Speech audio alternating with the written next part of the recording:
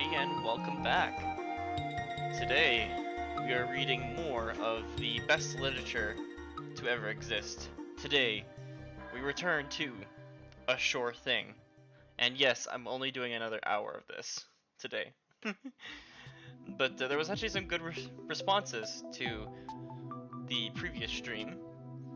And YouTube, well, it's only got 4 looks at, but it's a sure thing. I don't think people really want to know that this exists. And we are going to do another hour today of A Sure Thing. So, allow me to pop up our timer.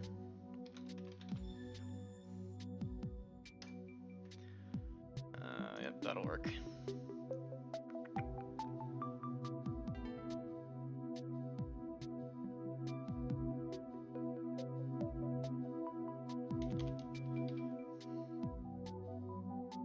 So, hold on, just pulling it up here.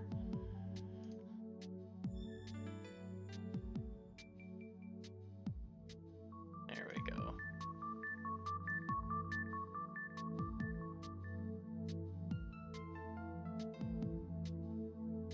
I'll make that a little bit smaller, just give me a sec here.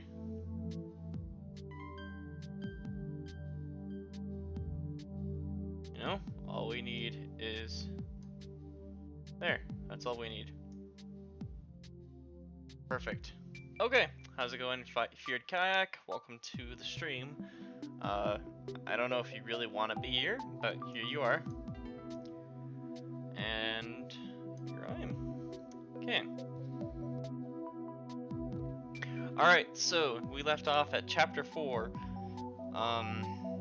So if you didn't watch the first video, it is on YouTube if you're actually interested in this. But here we go with an hour of A Sure Thing. Here we go. Chapter 4. That New Guy Smell. Alright, is that timer going through? Okay, I need to actually read it. Okay, good. Stop twitching, said Bella impatiently. I can't help it, said Bender, a bit pained. She was kneeling in front of him, wrapping a tape measure around his upper thigh. She had to take before measurements to compare to next week's. If Bella worked him hard, she'd bet he'd grow at least 5 inches of muscle in that time. Tony would have to hire her officially. Unfortunately, measuring Bender's thigh had already made him get several inches in the groin area. Bella might have gotten poked if it weren't for his sweatpants. Ouch, complained Bender when she pulled the tape tighter. Much as I want to help you, Bella, I'm having second thoughts. This gym thing, I'm more of a long walk on the beach at sunset kind of guy. We can take long walks on the beach, she said, moving down to measure his calves. We can. After we finish running, he grumbled. Come on, Bender. You've chased girls before. Next page. Right? Believe it or not, Bella, I'm used to girls chasing me. Boy. Dilemma. I've already reached my daily reading goal. Cool, thanks, book. Anyway, Bella couldn't believe it. She learned a few facts about Bender Newberry today. 1. He was seriously loaded. He pulled into the gym parking lot in a brand new Beamer and paid for a month's membership as if he were buying a pack of gum. 2. He was 1/8 Italian. His great-grandmother was from Milan. Milan? Yeah, sorry. Number 3, although Bender was on the small side, he had an okay body, not fat at all, and naturally toned abs. She could pour a shot of tequila down his belly and slurp it out of his navel without getting splashed in the face. The cumulative effect. Cute, smile, general niceness, Hot Wheels, and obviously attraction to her forced Bella to see him in a sexier light. Oh god, here we go. She tried to psych herself up to have meaningless, casual sex with Bender, but she kept hitting a wall in her mind. And that wall had Tony Troublino's face painted on it. "This him?" said Tony himself, appearing suddenly in the stretching room. He looked slick in a red tank top that showed off his arms and chest, gray Puma track pants, and black Puma sneakers. This reading is brought to you by Puma. The room was lined with mirrors, and they filled up with her boss from every angle, all of them good. Bella felt awkward suddenly, realizing she was on her page switch, knees in a compromising position in front of Bender. "Tony, hey," she stood up and handed her boss the chart with Bender's measurements. "Here's the day 1 assessment. By day 14, I'm sure we'll see some major improvement." Tony barely glanced at the chart. "You from around here?" he asked the new client. Bender said, "Got a summer house in Bargnat Light." Tony nodded. "Nice. You live here year-round?" "Yep," said Tony. I forgot he's like my New Yorker dude. I forgot. "Yep," said Bender. The two men stared at each other. Both were nodding and smiling, arms folded across their chests, feet planted hip-width apart. They mirrored each other's body language right down to the tilt of their chins, up and cocky. Alright. Men. Always clashing antlers. "Wanna watch me warm up?" Bella asked Tony. "No, I'm going. Sorry to interrupt. Good to meet you, Benjamin Newberry." He read the name on the chart. He handed it back to Bella and retreated out of the room, almost as if he didn't want to turn his back on them. The gesture came off as rude. "Is it me, or is your boss a prick?" Bella shrugged. "Hard to say at this early stage, but yeah, it's a possibility. You won't have to deal with him at all." "That's a relief. He could kick my ass." She patted Bender on the shoulder. "Not once I'm done with you." Standing close to him, she picked up the scent of deodorant, soap, and BMW leather seats. Bella loved the new guy smell. Oh, is that like that's chapter name? There we go. "I really appreciate you helping me out, Bender. You won't regret it. After, let's reward ourselves with a drink. I'm buying. Or we can take a spin. Drive down to Long Beach Island and have dinner at a great lobster place I know." "Can I drive?" she asked, instantly seeing herself behind the wheel of his BMW. This stream is sponsored by BMW. Jeez. So many brand names. He hesitated, but only for a second. "Sure." Awesome. Dialogue. Just kidding. "Here's a thought. Let's skip the workout and go straight for the drive." First thought, yeah, baby. Second thought, no way. She couldn't blow off work. Not on her very first day. Her parents didn't raise her to be irresponsible. When she did a shift at Rizzoli's Deli, Bella was always on time. When Dad asked her to take inventory or log a delivery or stuffed sausage, Bella did as she was told. The family business was her business too, and as her parents had been telling her since her birth. Next page. "Actually, that's not such a good idea," she said. Bender nodded. "Yeah, if I make you ditch, your boss might track me down and kill me. Can we go later?" "Now that I think about it, tomorrow night is better for me." Great. Bella was surprised to feel a little annoyed. What was wrong with tonight? Did he suddenly remember he had plans to let some other girl drive around in his car, yanking his stiff shift? "We should get started. This way to the weight room," she said, taking his hand. Page done. Chapter over. Oh. That was a really short chapter, actually, and we're not even 10 minutes in. Chapter 5. The Rule of 10. Benjamin Newberry limped to his car after his torture session with Isabella.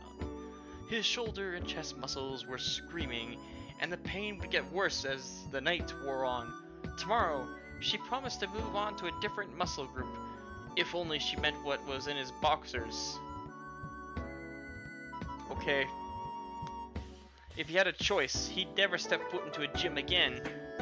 But he committed to this strategy, which had been handed to him in a silver platter when ditzy cousin Gaia had called him.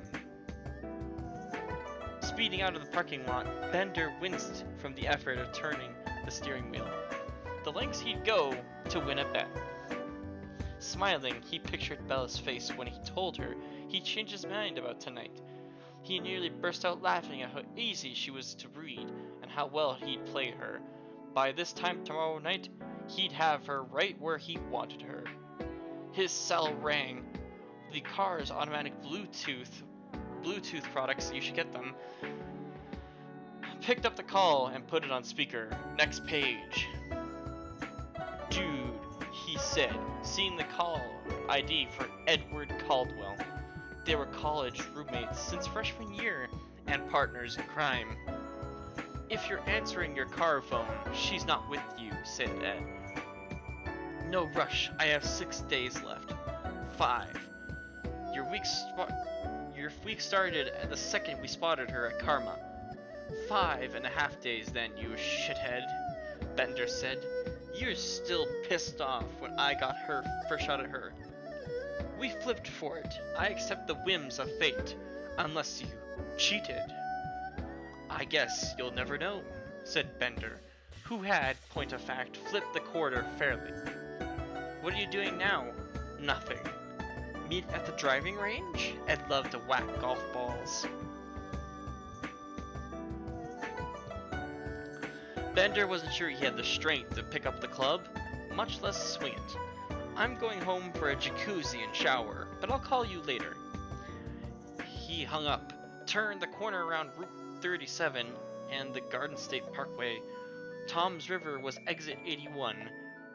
Bargat Light on Long Island Beach was exit 63. The two towns were 25 minutes and light years apart. His place was on the other Jersey Shore. Page switch. The part that wasn't crawling with trash, human and otherwise. As he drove, he flashed back to the other summers with Ed. Their tradition, on the first night of summer, they'd go slumming in Sea Heights. Go to a club, get drinks, find a good spot to watch the door. Then they'd play the rule of 10. How it worked. They counted off each girl who came in. Fat chicks, grenades, bitter bitches, and quivering virgins were excluded. The 10th sophisticatedly easy bimbo who walked in the door became their target. As fate would have it, this summer, that girl was Isabella Rizzoli. And now, the fun part. After flipping a coin, the winner would get 7 days to beg, seduce, bribe, trick, or trade that woman into bed. He could use any means necessary, except telling her about the bet. If he failed, then it was some other turn to switch on the charm. If he also failed, then the game busted wide open. They could both go for it, a real sword fight, until the end of the summer. In the meantime, they'd pound other girls too, of course. What the fuck is wrong with these two guys? I don't think that's right, but okay. At stake, bragging rights for the entire year, a satisfying prize which Bender had won for 2 of the 4 summers he'd played the game. This year was the rubber match. Been a couple years now since he graduated, page switch, college, and Bender's parents were starting to pressure him to get a job. They threatened to cut him off. Ed's parents were riding his sorry ass too to do something with his life. No doubt about it, this would be their last summer at the shore. The Rule of 10 winner this year would win bragging rights for life. The sticking point, much debated over the years, proof. Ed insisted on either being in the room to witness Bender's seduction or to have a time-stamped video recording of the event. Since having another guy in the room was too homo for Bender, he set up cameras all over Barnett Lighthouse. If he nailed Bella somewhere else, he'd have to improvise. The car alone was enough to seduce some girls. Others were talked into bed or swayed by champagne and a lobster dinner. Jersey girls were ridiculously easy. They might as well walk around with mattresses strapped to their backs. Bender got a sense that Bella would be a bit of a challenge. Good, he thought. His victory would be that much sweeter. So it's just a game to them, I guess. Page switch, chapter end. So it's just a game. Okay. Nah, that was gross. I was not cool with that. Anyway, let's move on. You have to come with me, pleaded Gia, seated at her mirror in the bedroom, getting ready for the night out. You go to parties by yourself all the time in the city, said Bella from Gia's bed. Only a few days here and they already felt at home in their beach shack. That was a great sign of the fun to come. But I know people in Brooklyn. This is some random kid's party. I can't walk in alone. Please, Bells, I need a wing woman. I have a date with Bender. I'm getting sassy again. Bring him to the party with us. Give me an hour to settle in, and then you can go have your romantic hump. We're driving to Belmar to go to his favorite ice cream shop. What? Are you 12? This party is going to be a blast. Bella sighed. I'll call Bender and ask if he's into it. Cool, said Gia, jumping up and down in her fuzzy slippers and bathrobe. I love you, page switch. Hell's bells. What's the big deal anyway? It's a holiday and I'm not staying home alone. And I really liked Neil when we met. Pulling on her tightest jeans, Bella put a foot through the hole in the thigh. You met this guy for, what, 10 minutes? Gia secured her poof, like hair thing. If you don't know what a poof is, I think it's this thing. I don't know. Or the couch thing. Just check the first part. I had a huge bit of that. So I'm not going to deal with that now. He's hot, single. He invited me to his house. We were vibing like crazy. Oh god. I hate this. Again, somehow, I hate it more. Do you really like him, or are you convincing yourself? Don't hate on my parade. I'm just saying. Gia asked, do you really like Bender, or his hot car? Which, again, we clarified is definitely a BMW. Please get a BMW. Or don't, I don't care. Double checking. Okay, cool. Alright, back to the book. Bella adjusted her new boobs and a ruffled red top. Oh my god, please stop. You're right. What am I talking about? This summer isn't about falling in love. I'm single. Bobby is in the past. I can and will get with whoever I choose. Bender is as good of a choice as any other kid. Gia smudged her eyeshadow and had to start over. I'm with you. Just have fun and see what happens. When I'm old and desperate and no one will come near me in a 10-foot pole, that's when I'll be very picky. We should do red, white, and blue eyeshadow. Good idea, page switch. I do like Ben. He's been really trying at the gym. He pulled my boss Tony aside to tell him I was breaking his balls in a good way.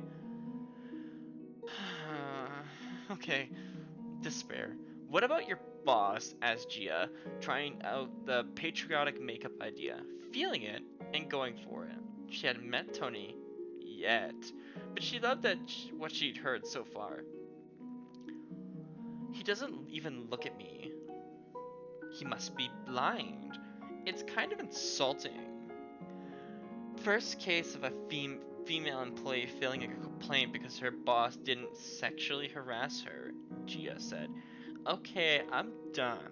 What do you think? She'd chosen a white and black ensemble for her sort of date with Neil. including her white Satan halter top, no bra. It might strike some people as wearing your lingerie in public, but Gia didn't care. She thought she was a sexy bitch, and that was what mattered.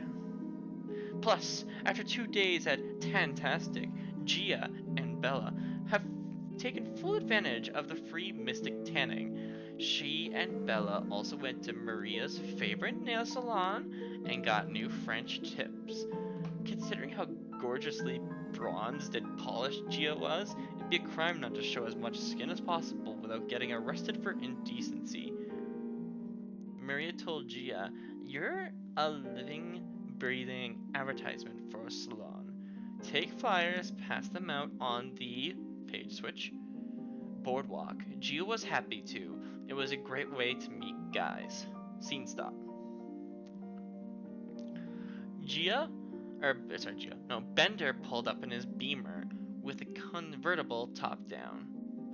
"I can't ride in that," said Gia. Her hands were up to preemptively protect her poof. Bender mumbled something under his breath. She couldn't hear it, but she thought it was, "So walk." "What did you just say to me?" He completely ignored her. He didn't even look at her or talk until Bella joined them in the car. "I took the top down," he said, "so we could feel the ocean air on our skin." Romantic idea, and God knows Gia was a sucker for romance. Rose petals on the bed, a gift of a teddy bear with a heart that said "I love you" with LUV, just to it's Snooki, of course it's gonna do that. Card with sappy handwritten messages like, "You know you're my girl." Walk on the beach, great. Moonlight swim, awesome. But the way Bender said "skin" makes Gia's flesh crawl. He still hadn't made eye contact with her or said "sup" or told her she looked hot. That was plain obnoxious. I think Gia might be a little bit of a bitch. I'm gonna be, you're just gonna be straightforward. Anyway, Bella said, "I really appreciate your coming along to the party. I promise we won't have to say long?" Alright, another typo. Second typo of the book. Say long, stay long. There we go. "Happy to," said Bender. "You think I'd pass up the chance to walk into a party with," page turn, "two beautiful women? Never." Oh, so now he acts sweet, thought Gia, only in front of Bella. He helped Bella into the shotgun seat. Gia couldn't get a hand up to climb into the back seat. She told Bender the address and he typed it into the GPS. "I'm serious, you guys," said Gia. "My hair won't stand a chance with the top down." "I'll drive slow," said Bender, turning the ignition, then gunning it. "Jerk off." Gia had to lie down on the back seat, then move to the floor on the back to protect her poof. Meanwhile, Bender was talking to Bella as if she were a mentally challenged 5-year-old.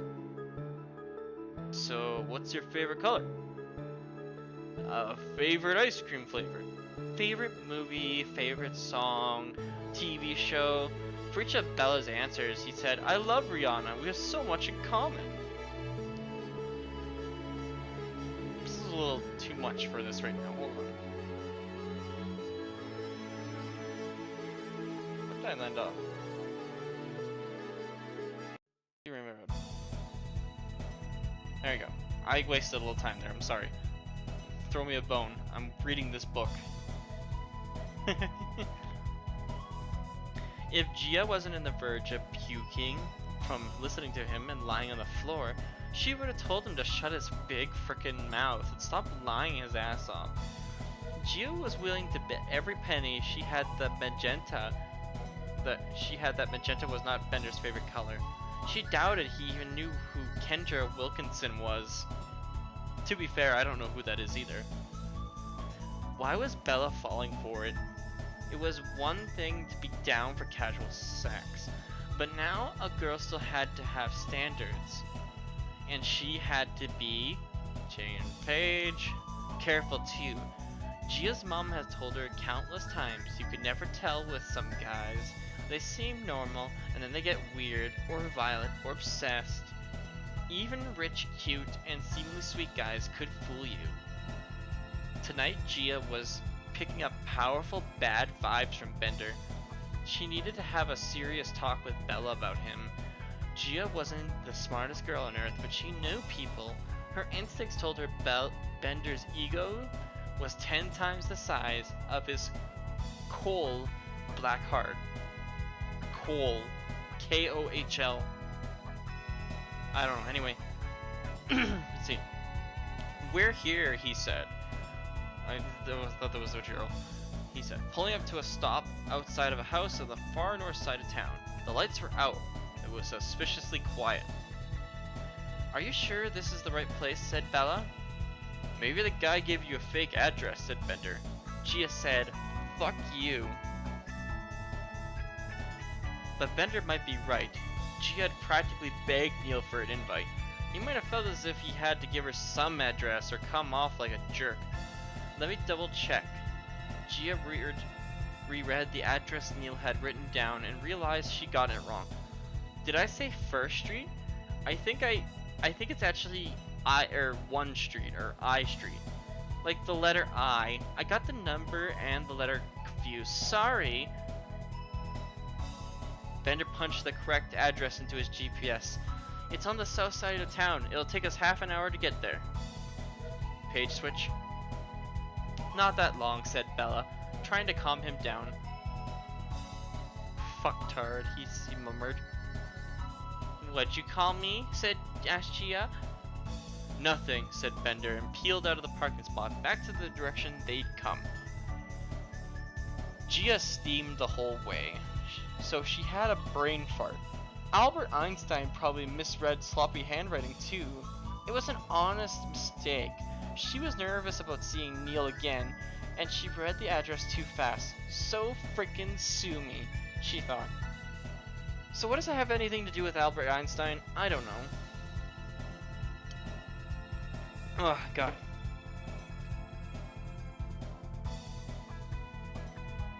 The only reason she didn't mouth off to Bender, he'd probably kick her out and leave her stranded on the road in heels with miles to walk. That was his last chance, he thought. Next time Bender pissed her off, she'd say whatever popped into her head, regardless of the ride and Bella's feelings about him, whatever they were. Bella's patience may have stretched too. First, Gia nudged her way into Bella's day, and now she'd mess up the details. This exact scenario had happened before, back in Brooklyn. Gia's dragging Bobby and Bells to a party the night after the event took place, or showing up an hour late for a double date and coming off like a stuck-up bitch when she just gotten the time wrong.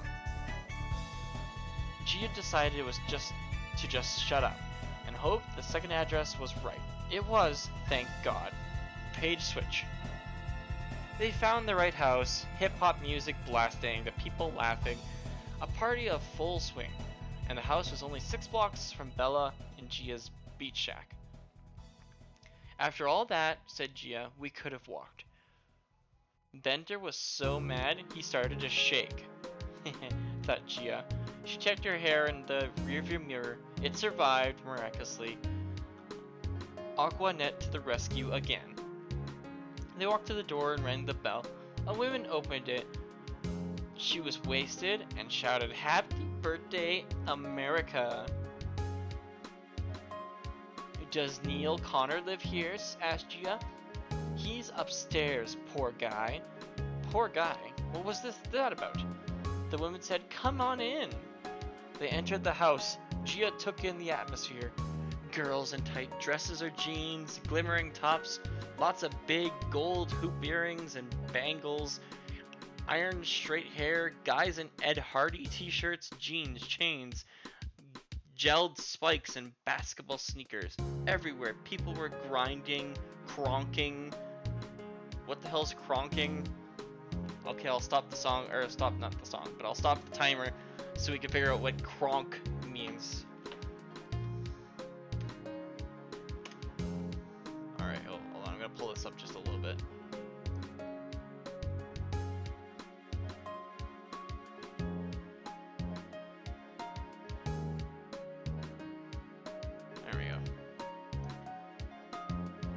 Oh, that's Kronk from Disney, but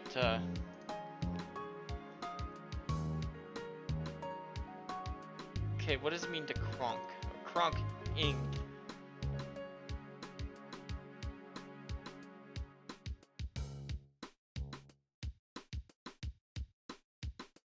Alright, Urban Dictionary it is. The moment when a party or tune kicks those legs into action, causing your booty to thrust, fist to pump, and body to get down and get on it. That oomph feeling. Okay, so taking that in effect, so the sentence here, I'm trying to figure this out. Cronking, so I guess they're like into like, you know, into the groove, I guess. I don't know. Trying to figure out what Snooki uses for words is really confusing sometimes.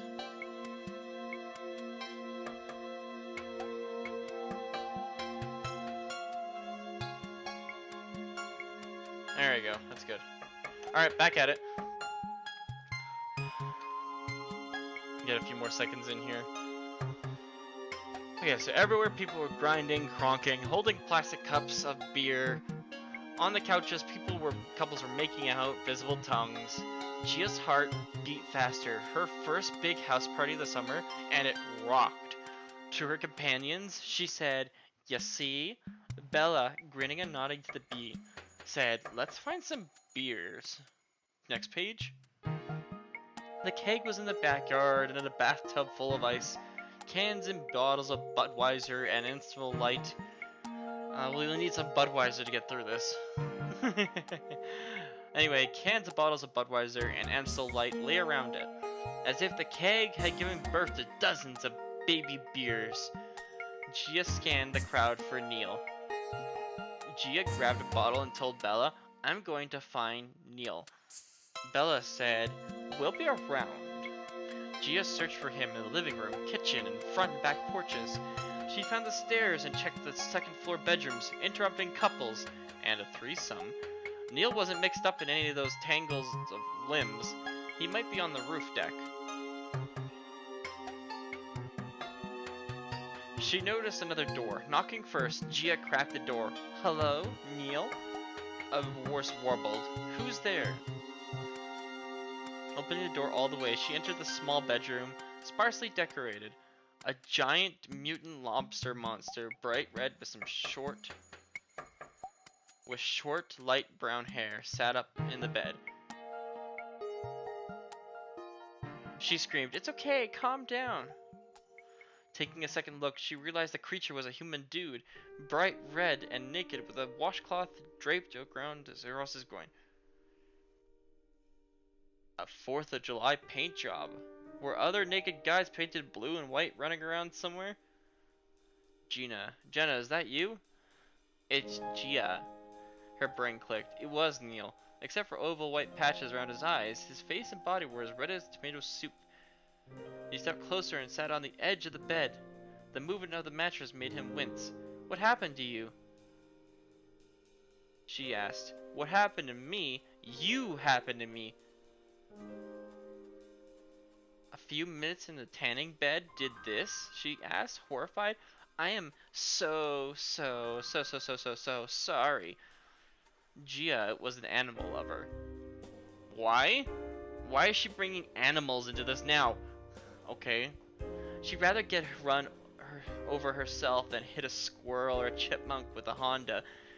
Harming other person, especially one she sort of had a date with, who'd given her a tip and invited her to a party? No frickin' way. "I want to kill myself," she grasped. He looked as if he'd been to hell and back, as if he went hiking on the surface of the sun. "I swear, this never happened before." Granted, she's been a professional Mystian for only 2 days, but still. Neil frowned.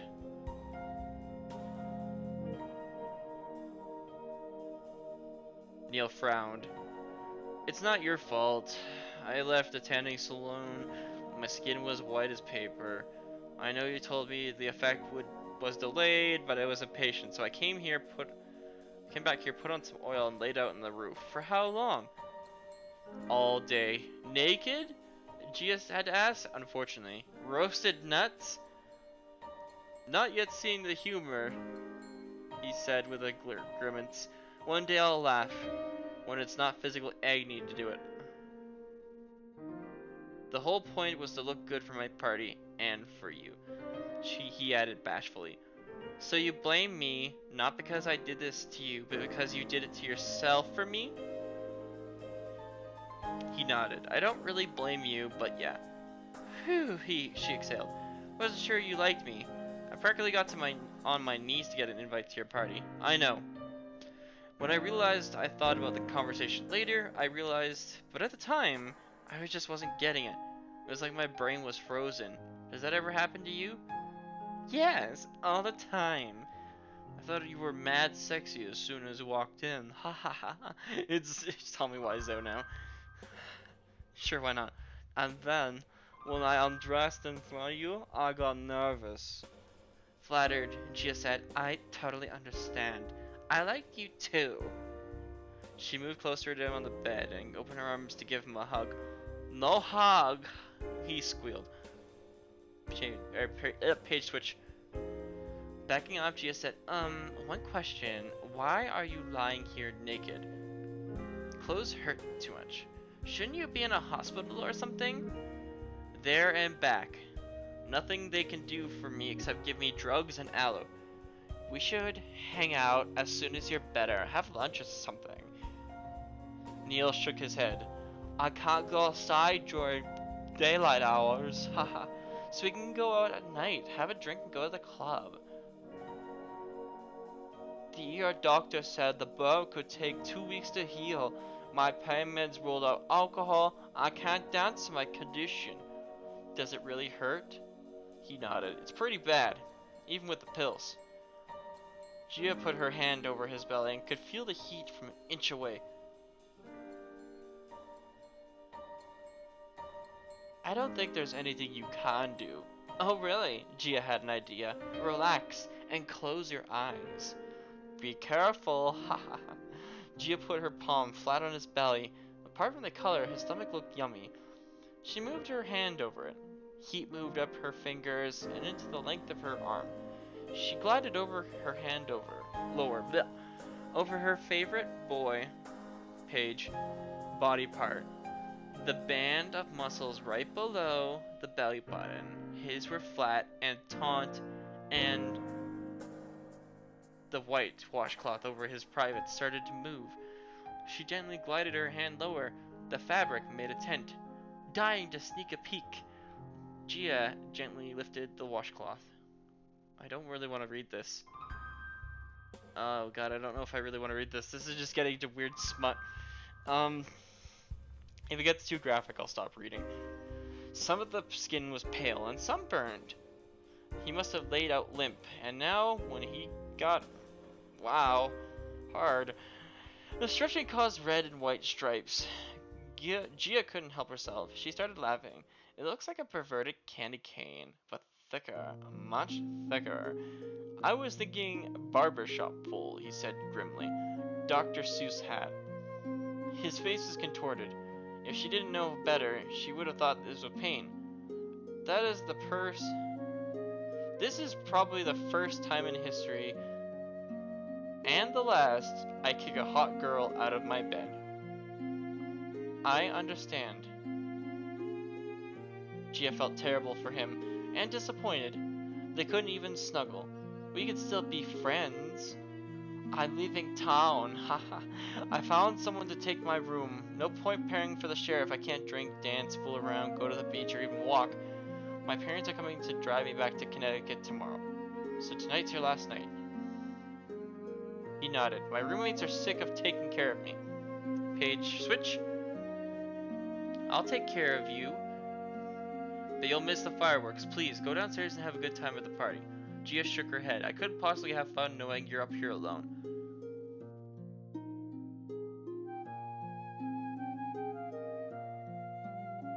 You're so cool. I wish we could get to know each other. But I'm responding to you just sitting next to me. And it really kills to have a heart-on. Don't take it personally, but you have to go. Gia believed in destiny. He was suffering now, but Neil was a sweetie, and he had some good fortune coming his way. Maybe this happened so he'd be forced to leave the shore, and would soon meet his soulmate back in Connecticut. By the same token, obviously, Neil was not meant to be her next boyfriend. Oh well.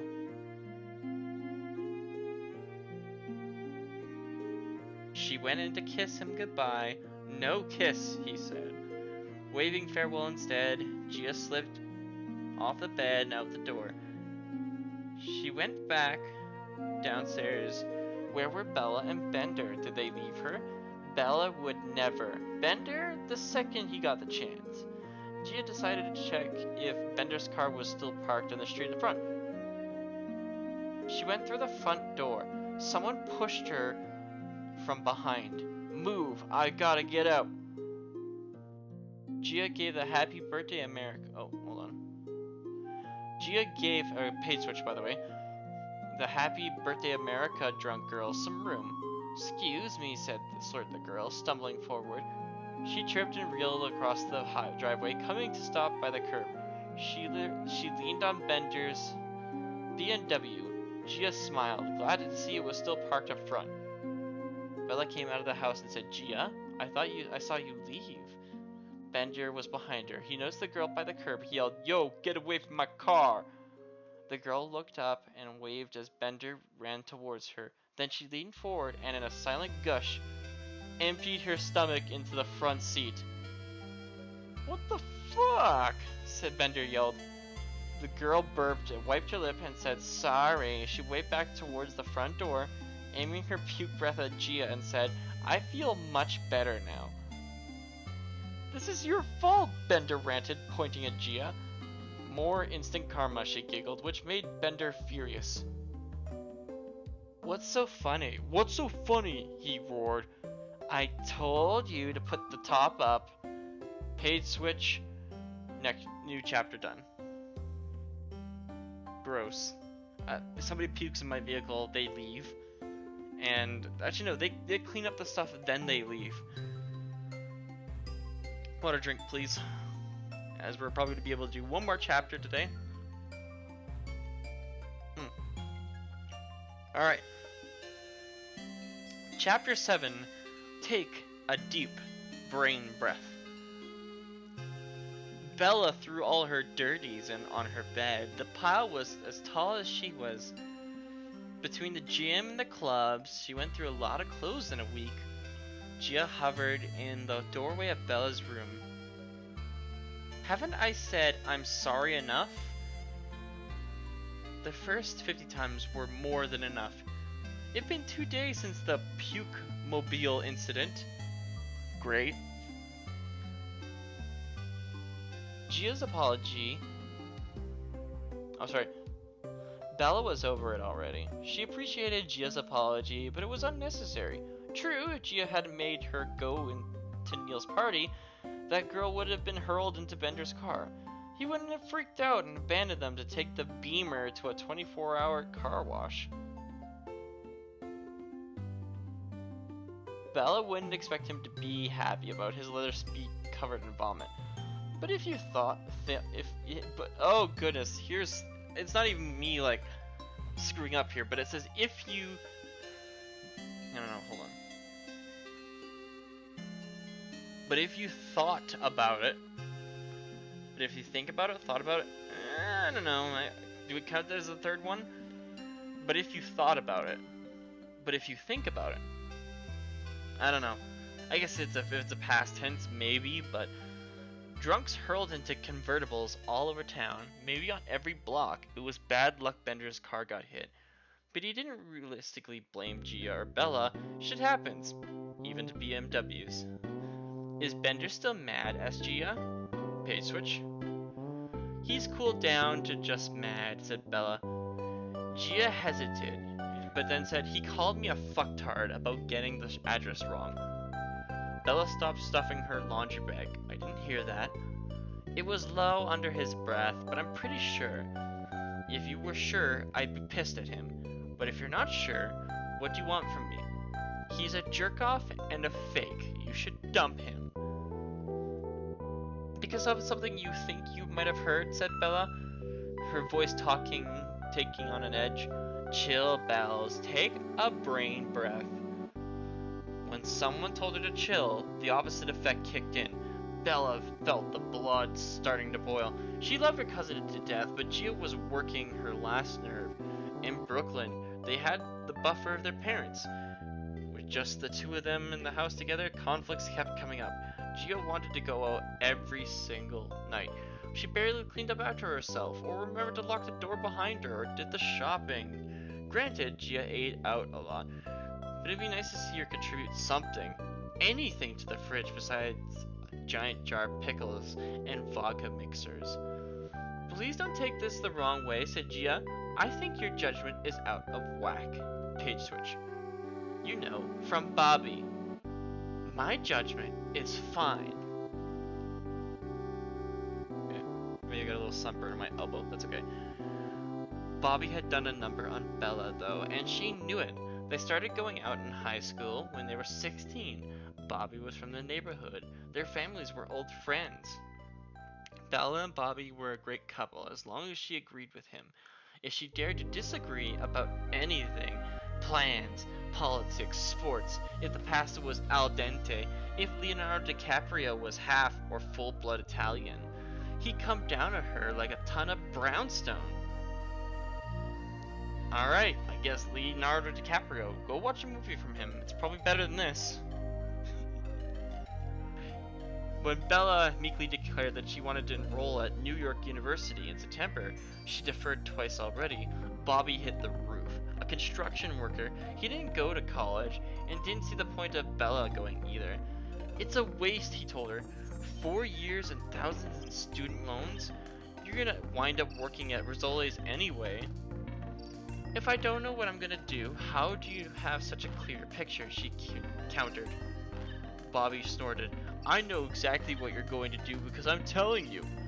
6 years of this telling her what to do was more than enough. On a college issue, Bella dug her heels in. NYU is a great school, and by some miracle, I got in. I've waited long enough, I'm going. Page switch. When you're my wife, your debt will become my debt, and I'm not paying it. I'm not going to be your wife, she said, amazing herself. According to Bobby, the breakout came out of nowhere. From Bella's perspective, it had been slowly building slowly for years. She rehearsed a breakout speech for months. When she finally got it out, it was like an actor replaying a scene she played 1,000 times in her head. Bobby refused to accept it. He called her constantly. He buzzed her building at all hours. He'd show up at the deli demanding her to take him back, scaring away the customers. He followed her around the neighborhood. The two families called an emergency meeting to decide what to do. Bella made it easy for everyone, announcing the plan to leave Brooklyn for July and go to Jersey with Gia. Bella's offer to leave Brooklyn clicked in Bobby's head. He finally felt ashamed of his behavior and backed off. Bella's nerves were still raw from the ordeal. She interpreted meeting Bender the first night in Seaside Hills as a good sign. He was the anti-Bobby. A cute guy who was nice to her, tried to help her, didn't tell her what to do, how to act or feel. Why shouldn't she like him? Oh yes, he was oddly nag about going to a hard potty. And he overreacted, page switch, about his precious car. But Bella knew guys loved their wheels. She could forgive him for that. The last thing Bella needed or wanted was Gia's advice about men or anything. She was sick and tired of people telling her what to do. I don't care if you like him or not, Bella announced to her cousin. I like him, and I'm making the decisions for me. She gathered her dirty clothes in her bedsheets, also in need of a wash, snugged the bundle over to the shoulder like Santa, and said, I'm going out. Wait, Bella. She paused. Now what? Gia batted her 2 sets of lashes. Can you take some of my laundry too? Sighing heavily, Bella said, hurry up. Gia moves fast when she wanted to. She had her pink laundry bag ready and Honda's truck in 2 minutes flat. Also, said Gia, can you pick up some food on the way home? By the time Bella pulled into the laundromat, she was furious at the world. Her cousin, her ex, her dad, who asked her too many times if she was sure about college, and her mom, who asked too many times if she was sure about Bobby. The only person she wasn't mad at was Bender. The Honda chugged to a stop. She hoisted her heavy bags and lugged them into the Tumble Wash and Dry. And she nearly crashed into Tony Treblino. There she is, he said cheerfully, as if he expected to see her. Tony, hey, said Bella, surprised to find her boss at the tumble. Seeing him anywhere but the gym was weird. Out of context, it was especially strange to see him with a bottle of Downy instead of a medicine ball. Come here often? Come here often, he asked, smiling. My first time, actual. Welcome. The tumble is my second home. I go through 3 outfits every day at the gym. Yo, T, said someone from across the room. Let's see, this scary-looking dude. Bald head covered with ink, mustache, nose ring, massive arm and chest muscles busting out of the black leather vest, lumbered toward them. Tony said, "What up, G?" They pounded fists. "Spare some softener?" asked the biker. "Strip or liquid?" "Liquid, of course," said G. Tony could spare some liquid. The biker thanked him and went back to the machine. Seeing her reaction, Tony said, "Don't be fooled, Isabella. Even tough guys like Downey softness. Get Downey, I guess. Holy shit, we got so many product placements. 1 cup full of this." He held up his page switch bottle. "Can make the difference between a good day and a bad day. Life is tough enough. Might as well do the easy stuff to make yourself feel better." Bella nodded, frankly amazed. She'd never heard Tony speak more than a sentence or two at the gym at a time at the gym. But here, he was rhapsodizing about philosophy. Sorry, anyways. Sure, I know about Downy freshness, and that makes me a smart person. Not really. She said, "I wish I had a fabric softener for my life." "That's what I'm telling you. Try it. You'll see. Soft fabric can soothe a savage beast. That's me." She laughed. The way he grinned and pointed his thumbs at himself, it was too dorky. He seemed to like her reaction, which made him smile. Made him smile more. The dimples. I think the quote is "soothe a savage beast." "Then that's you," he said, looking embarrassed for a second. "Savage as a compliment. I didn't mean to imply anything about your bras."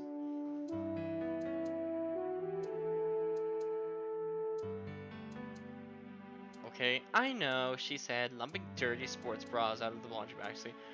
Then he'd noticed Bella's... Okay, boobs after all, alright. Before she knew it, they were grinning at each other and giggling for no apparent reason. The anger she drove in with? Gone. Page switch. "Nice work at the gym, by the way. A few of the regulars asked me about you. They noticed you training the kid and liked what they saw. You learn quick. I'm impressed." "Thanks, it feels right, you know." "Well, you're doing what you're supposed to. Life just flows," he said, all zen again.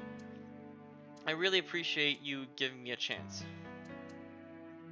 "Can I ask you a question?" he said, asked suddenly, filling a dryer and pushing in his quarters. "Go ahead," she said, examining the machine dials and feeling a little lost. Despite being 21, Bella had never done her own laundry. Her mom insisted on doing it for her. If Bella tried to wash her own, her mom would say, "You don't need me anymore," and get a sad expression on her face. The thought of it made Bella miss her badly. Fumbling around, not sure how much detergent to use, what water temperature to set the machine to, all she knew for sure was to separate the colors and the whites. What about black? Did that count as a color? Most of her laundry, including the panties, was black. It's just use dark and lights. I don't know, anyway. Tony noticed her confusion. "Need help?" "No." She put the whites, including Gia's favorite pair of short shorts, into the machine, page switch, and set the temperature to cold.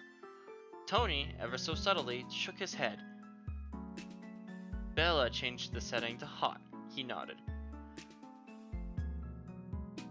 Bella asked, "You want to ask something?" "Oh yeah. The guy you trained, Benjamin Newberry, is he your boyfriend?" "No, at least not yet. She was thinking about it though." "Don't," said Tony said, reading her mind. "He's a weenie." She barked a laugh. "How would you know?" "Oh, I can tell. I lived in Seaside Heights my whole life, and I can smell a summer slumber from a mile away. Funny his name is Benjamin. We call out the towners Bennies. They come to the shore every July, act like they own the place, and then leave the locals to clean up the mess. They get no respect from me."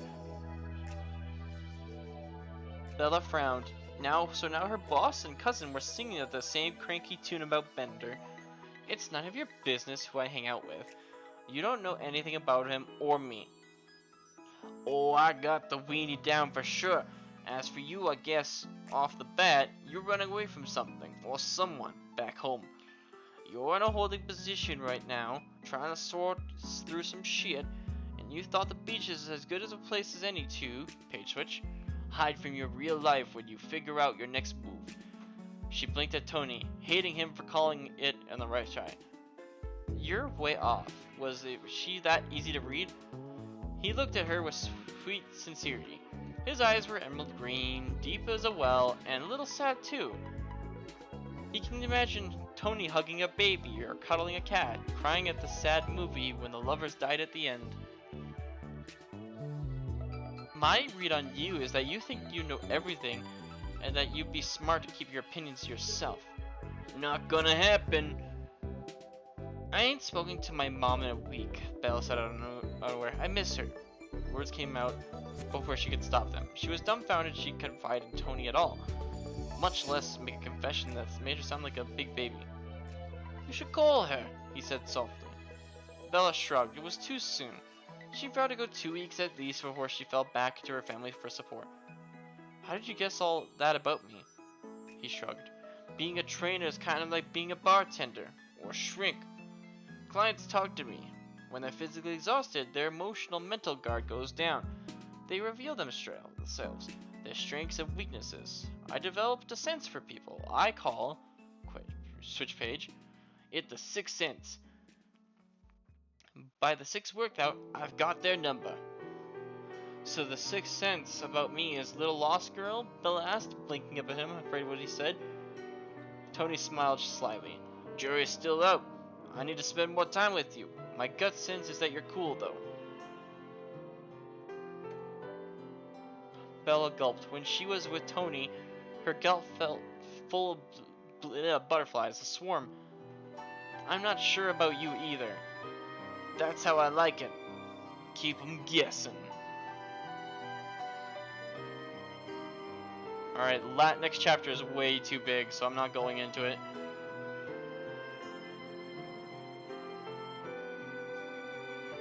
Yeah, next chapter is way too big. So that is actually where we're gonna end, because I am not going further into this. This next chapter is 23 pages long. I'm not doing that in 5 minutes. But thank you guys for joining me for another reading of A Sure Thing. Will Gia find an actual boy that's not bad? Will Bender win his game? And will Bella win, I don't know, a guy? I don't know. Will Tony sound more Italian? I don't know. But this was a fun stream. Thank you guys for joining me. That was a reading of Snooki's A Sure Thing, Part 2. If you guys want a Part 3, let me know on the comments on YouTube, or just give me a shout out on Twitch or whatever. And thank you for joining me on A Sure Thing from Snooki. I love saying that. This is a great book. See you guys later.